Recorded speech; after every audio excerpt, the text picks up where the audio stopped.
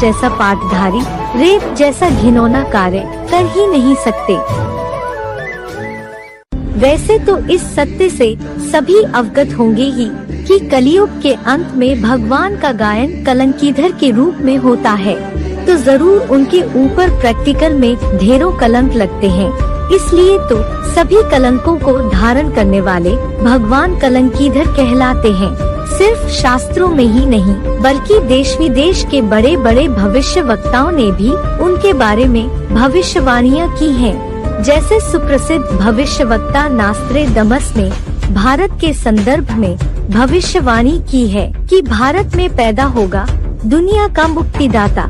एक गरीब घर में पैदा होगा दुनिया का मुक्तिदाता, जो दुनिया का मुखिया होगा और विश्व में शांति लाएगा। वो सफेद पोषधारी शांति दूत बनकर सबके सामने आएगा। लेकिन सब लोग पहले उससे नफरत करेंगे, लेकिन बाद में सभी उससे प्यार करेंगे। कुछ सफेद पोषधारी पर साजिश कर कोई दाग और इल्जाम भी लगाए जाएंगे, लेकिन बाद में वो दाग मुक्त होकर पूरी दुनिया के सामने अपना परचम लहराएगा और अपनी प्रभु सत्ता कायम करेगा। उस महापुरुष का नाम वरण या शरण से शुरू होगा। वह भारत के साथ ही साथ पूरी दुनिया में एक नया अध्याय लिखेगा। भारत ही नहीं, सारी पृथ्वी पर स्वर्ण युग लाएगा। सनातन धर्म का पुनरुत्थान करके यथार्थ सर्वश्रेष्ठ हिंदू राष्ट्र बनाएगा। उसकी ख्याति आसमान चूमेगी और वह विजेता के रूप में सम्मान पाएगा। सांप्रदायिकता और शत्रुता के एक लंबे दौर के बाद सभी धर्म तथा जातियां एक ही विचारधारा को मानने लगेंगी। प्रोफेसर कीरो ने भी अपनी भविष्यवाणी में कहा कि भारत का अभ्युदय एक सर्वोच्च शक्ति के रूप में हो जाएगा, पर उसके लिए उसे बहुत कठोर संघर्ष करने पड़ेंगे। देखने में यह स्थिति अत्यंत कष्टदायक होगी, पर इस देश में एक फरिश्ता आएगा जो हजारों छोटे छोटे लोगों को इकट्ठा करके उनमें इतनी आध्यात्मिक शक्ति भर देगा कि वे लोग बड़े बड़े बुद्धिजीवियों की मान्यता मिथ्या सिद्ध कर देंगे।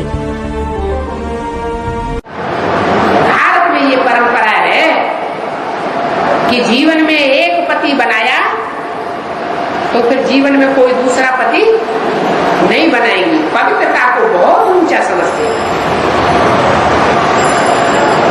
ये भारत माताओं की बुद्ध रूपी धरणी ऐसी श्रेष्ठ धरणी है जिसमें भगवान बाप आकर के ये ज्ञान का बीजारोपण करते हैं।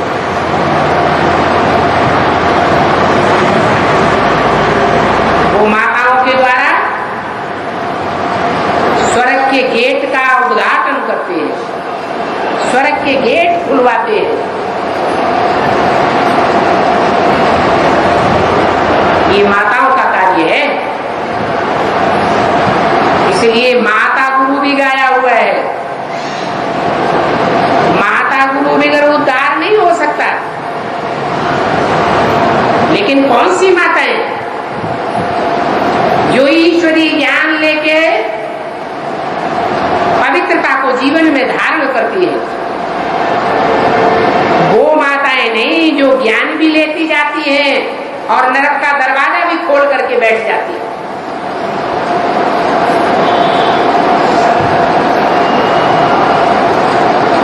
नारी नरक का द्वार, ये मनुष्य गुरु कहते हैं। भगवान के ये वाक्य नहीं है कि नारी नरक का द्वार है।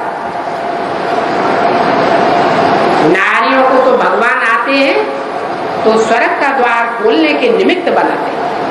भारत में ब्रह्मचर्य को जितना महत्व दिया जाता है, भारत में कन्या माताओं की जितनी सुरक्षा की जाती है पवित्र रहने के लिए, उतना किसी दूसरे देश में सुरक्षा नहीं की जाती। और भगवान को पवित्रता प्रिय है। भगवान के मंदिर में जाते हैं तो मुंह तो पलीती हाथ पांव लेकर के जाते हैं क्या? शुद्ध पवित्र होकर के जाते हैं ना। ये आज की दुनिया की पैदाइश मुतपलित से होती है। तो भगवान इस मूत पलिती दुनिया को चेंज करने के लिए आता है।